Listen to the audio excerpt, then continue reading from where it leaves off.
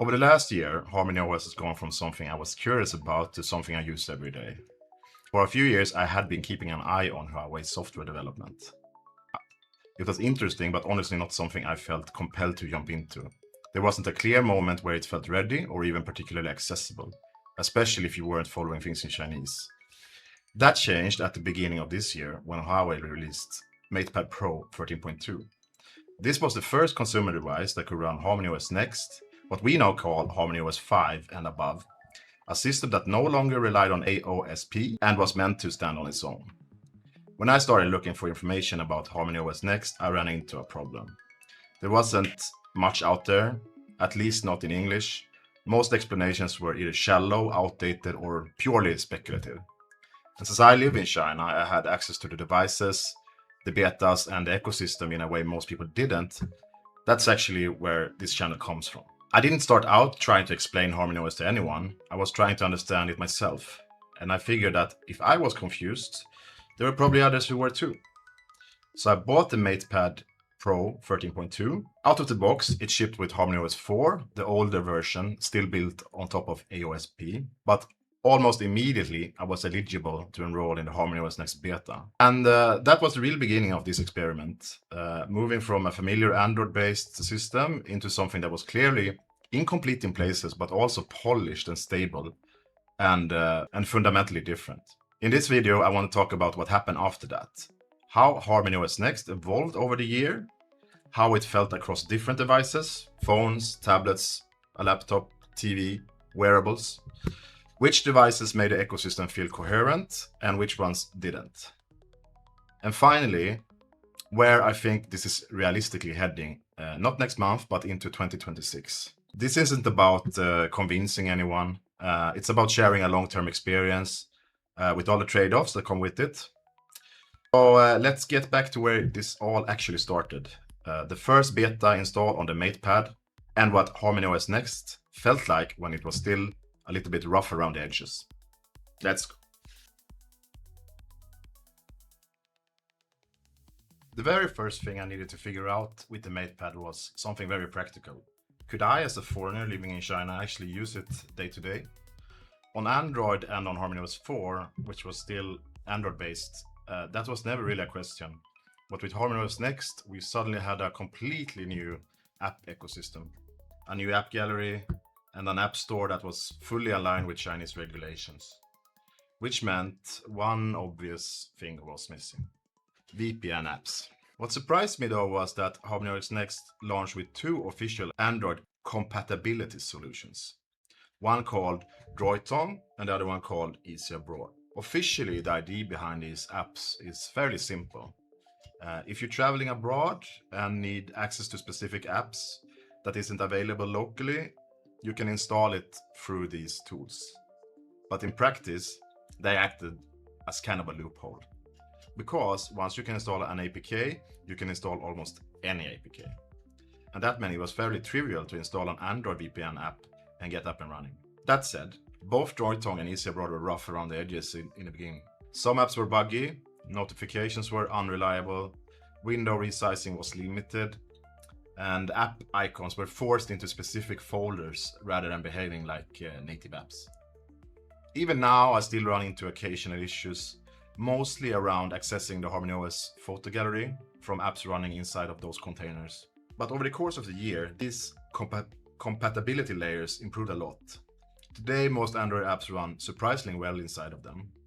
The main category that still doesn't work properly is banking apps. And I think that makes a little bit sense. Many of them rely on hardware-backed cryptographic libraries, device attestation, or system-level signatures.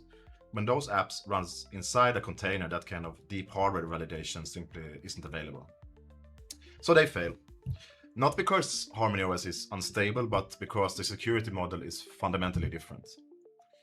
Running Android apps this way was never ideal, but as a temporary solution, it worked pretty well. It acted as a band-aid during a transitional year, and over time more and more native HarmonyOS apps appeared in the app gallery, including VPN apps. Today I'm no longer using an Android VPN at all. I fully migrated to a native HarmonyOS solution, and that alone says something about how the ecosystem has matured. As for the MatePad itself, tablets were never really my category. I always been more of a computer, laptop guy. If I need to do real work, I want a keyboard and a proper OS. And if I need something quickly, my phone is usually good enough. In the beginning, I did use the MatePad a lot though. I even bought the official keyboard, which honestly was a mistake. It was expensive, flimsy, didn't attach very securely, and never really felt good to type on. I eventually replaced it with a cheap case and just a proper Bluetooth keyboard when I needed one. That worked far better. Just recently, Huawei released the MatePad Edge, a device that can switch between tablet mode and HarmonyOS PC experience. I tried a keyboard for that device and the difference was huge. It actually felt like a real laptop keyboard, but it's also even more expensive. I'm still a bit skeptical about these hybrid devices. I think most people end up using them primarily in one mode. And if that's the case, you're often better off buying a device designed specifically for that mode. I'm sure there are people for whom this is perfect. I'm just not one of them. To be completely honest, I don't use the MatePad that much anymore. My wife does. For her, it's a perfect device. It's a YouTube screen, a movie screen, something she uses while cooking in the bed or when casting to the TV. In that role, it's excellent. It's reliable, it's fast, and it's very easy to live with. I'm still not sure I'll ever be a tablet person though. But recently, Huawei also released the MatePad Mini. I haven't bought it, but I did try it in the store. And that form factor actually makes sense to me. I could imagine using something like that at home instead of a phone. And in many ways, that pattern, starting with work expectation and then discovering what these devices are actually good at, became a recurring theme as I expanded deeper into the HarmonyOS ecosystem.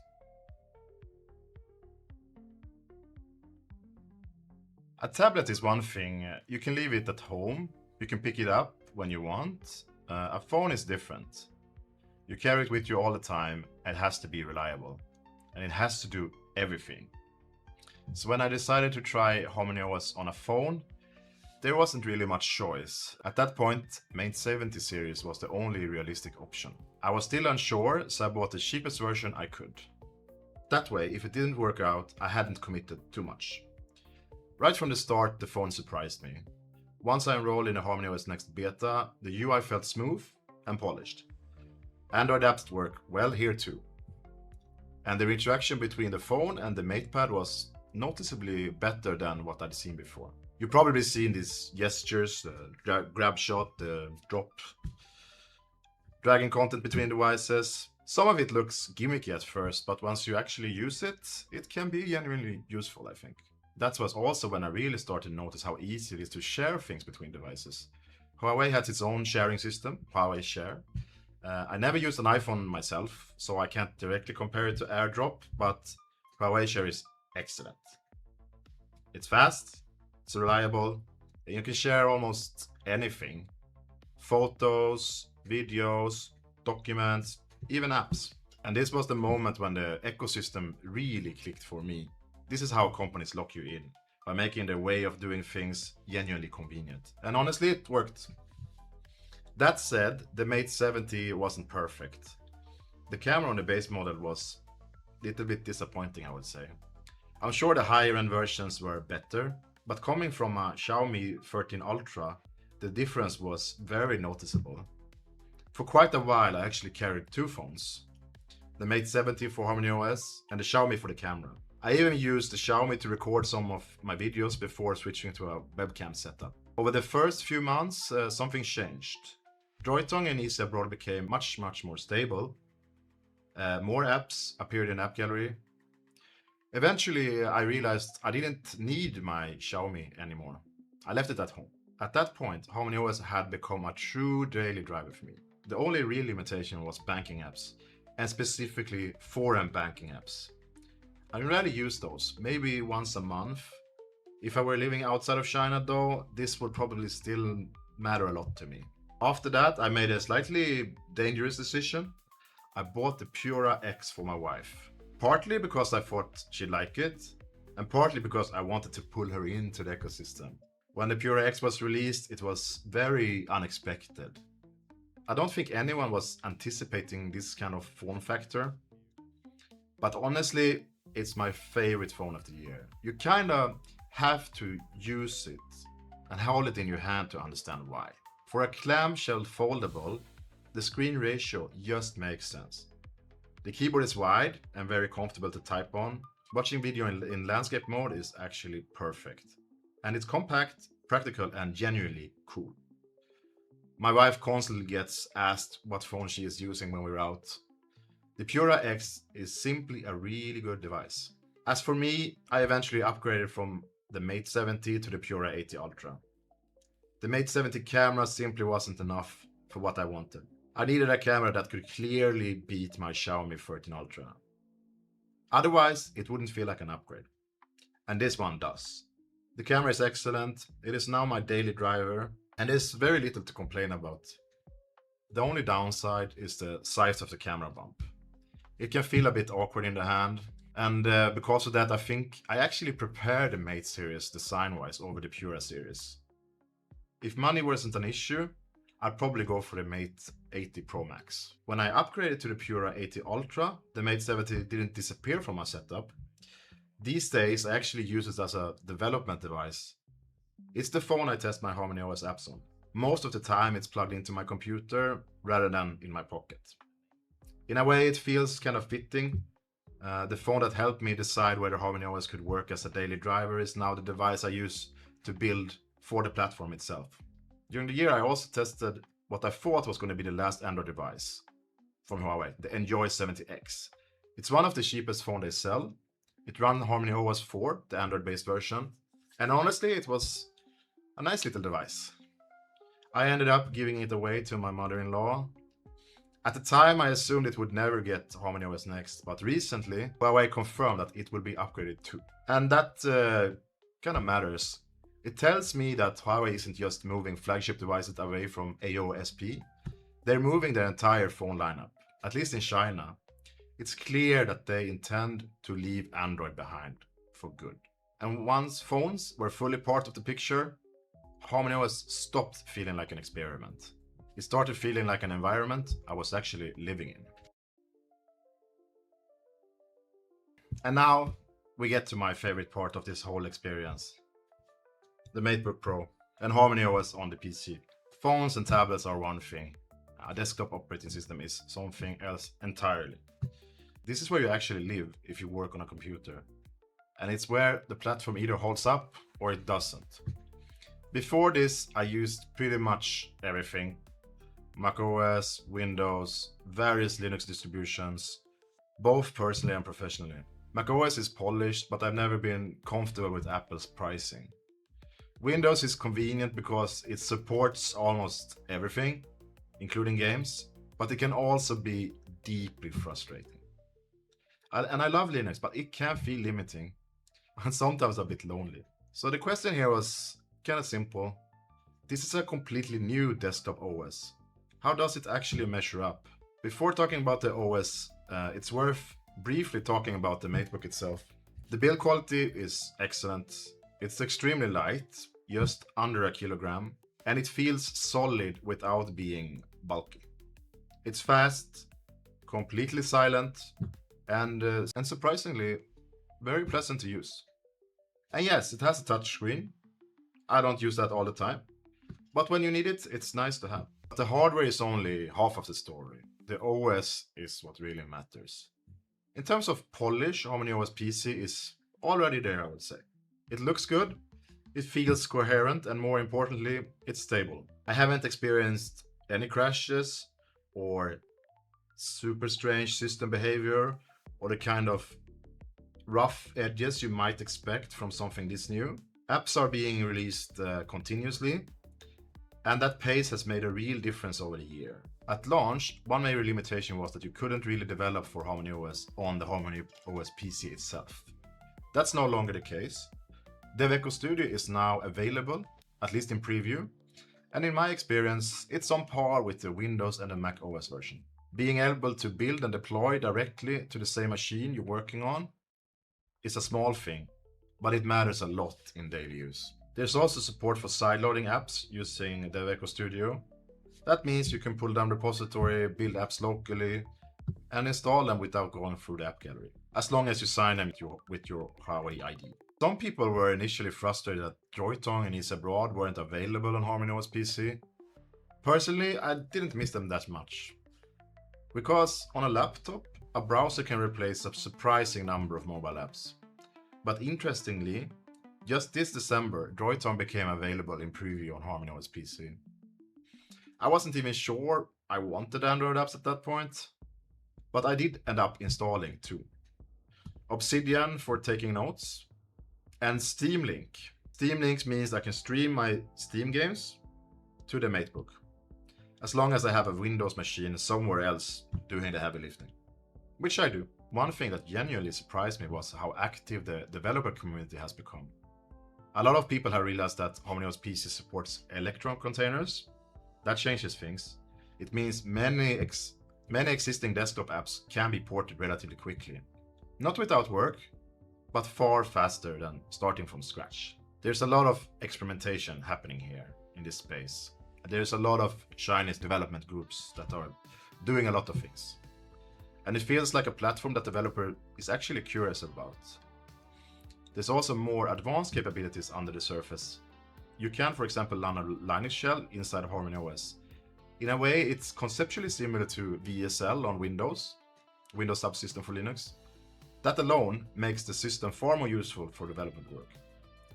HarmonyOS PC also includes virtualization support. You can virtualize Windows 11 if you really need to, though personally I haven't had much reason to do so.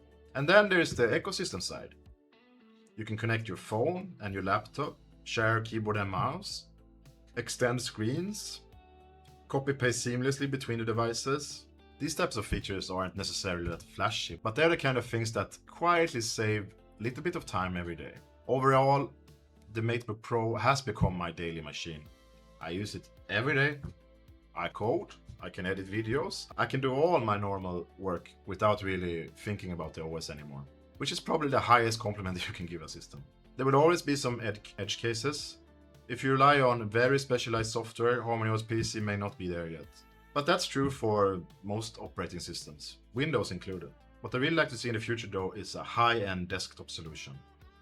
That would probably take some time, but as it stands, HarmonyOS PC already feels less like an experiment and more like a platform that's genuinely usable. Not every device plays the same role in an ecosystem. Some devices become central, like the phones, computers, and some sit at the edges. For me, that's where things like the Mate TV, for example, is, and where wearables are, like watches. And there really isn't that much to say about the Mate TV or the wearables. For the TV, for example, it does what a TV should.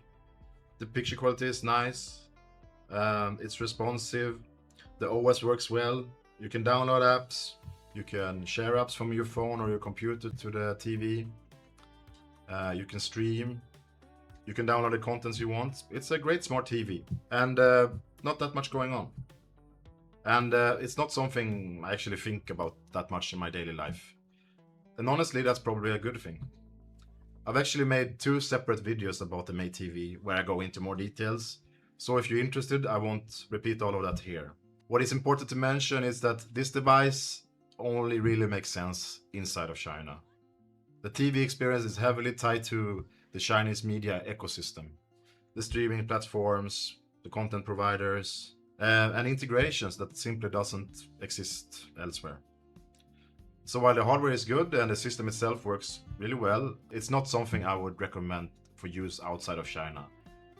Within the ecosystem though, it fits in cleanly. Casting from my phone or MatePad works without friction. Media handoff is natural. It doesn't change how I work, but it does quietly reinforce the feeling of everything being connected. Wearables, watches are similar for me. I have tested the Fit 3 and now I have the Fit 4. Yeah, I used them for over a year. They are really good. They're solid. The health tracking work. The battery life is actually what I love the most. It's amazing. The Fit 4 can almost do 2 weeks without charging. Notifications are reliable, but the watch has never become central to my daily workflow. That's not a criticism per se, it's just a reflection on how I use this technology. If you care deeply about fitness tracking and health metric, there's a lot to like. For me, they stay supportive rather than essential, and that's really the theme of this part of the ecosystem. These devices doesn't demand attention, they just work in the background. Before looking ahead, I want to spend a moment on OpenHarmony, because it's often misunderstood. And because this is also where I have some mixed feelings. The simplest way to think about OpenHarmony is as a base layer. In a sense, it's similar to Android open source project or AOSP. OpenHarmony is open source. It provides the core system components. HarmonyOS, as most people experience it, is a polished consumer-facing operating system built on top of that foundation. Over the past year, I also spent time with a few devices that run much closer to OpenHarmony itself. The Kaihong botbook, for example, and an OpenHarmony image compiled for the SpaceSmith MatePad Pro. These are technically consumer devices, but they are clearly aimed at a different audience. They are much more experimental, more about development and exploration. And they're not polished in the same way HarmonyOS is. That's not criticism, I think. That's just the point. That's the point of these devices. My sense is that Huawei wants HarmonyOS to be a tightly integrated system, optimized primarily for its own hardware. In some ways, that's understandable. It's how you get stability, performance, and consistent user experience. But this is also where I become a bit cautious. I don't want HarmonyOS to be treated exactly the same way Apple treats Mac OS. I don't want a system that is closed by default. I don't want one where experimentation only happens with permission. And I don't want all meaningful innovation to be locked behind a single vendor roadmap. This is where OpenHarmony becomes important. OpenHarmony is where experimentation can and should happen. It's where people can try strange ideas, build niche devices, port the system to unusual hardware, explore desktop environments, servers, or things that don't really fit neatly into a consumer product box. Devices like the botbook or the MatePad Pro exist to answer a simple question. What is possible? They're not trying to compete with polished consumer laptops. They're trying to expand the boundary of the platform. Ideally, I like to see a balance. HarmonyOS as a refined, reliable system for everyday users, and OpenHarmony as a genuinely open source for developers, thinkers, and people who want to push the platform in unexpected directions. And if Huawei leans too far towards control, that balance risks being lost. But if OpenHarmony remains healthy, visible, and usable, then HarmonyOS doesn't have to become a closed garden. It's still important to stay realistic. OpenHarmony doesn't guarantee global adaptation, it doesn't solve app parity overnight, and it doesn't ruin the hard work involved in building a mature ecosystem. What it does provide is an independent foundation, one that isn't tied to another company's roadmap. And after a year of living inside HarmonyOS, that intent matters more than any single feature. Not the marketing, not the headlines, but whether the platform stays open enough to grow.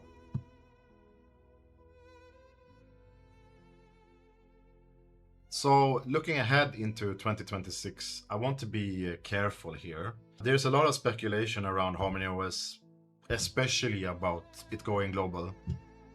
Personally, I'm a bit more cautious. Having lived and worked in China for a while, my sense is that Huawei doesn't feel any real pressure to rush this.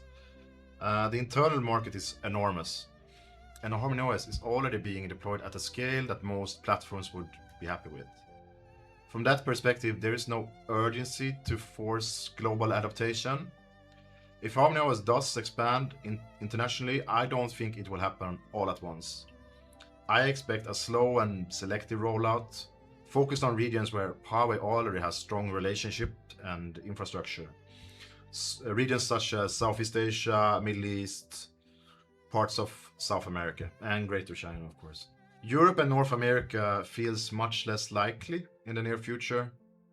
Not because they're unimportant, but because they're very complex, heavily regulated, and then there's the politics.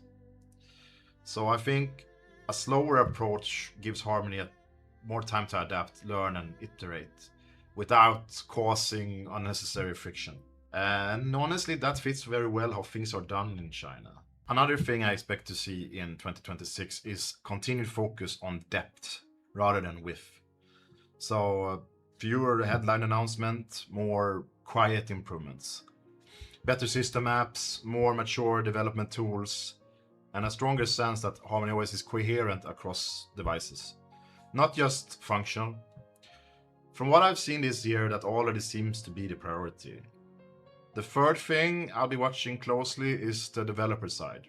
Not massive app accounts, not flashy partnership, but whether HarmonyOS continues to be a platform that developers want to build for, especially around HarmonyOS PC and OpenHarmony. If experimentation stays possible, and if developers feel they have room to explore without hitting walls too quickly, that's a very good sign, even if growth looks slow from the outside. For me, that's enough. I don't need HarmonyOS to replace everything else. I don't need it to win. What matters is it keeps moving in a clear direction, and that it stays usable, open enough, and technically interesting.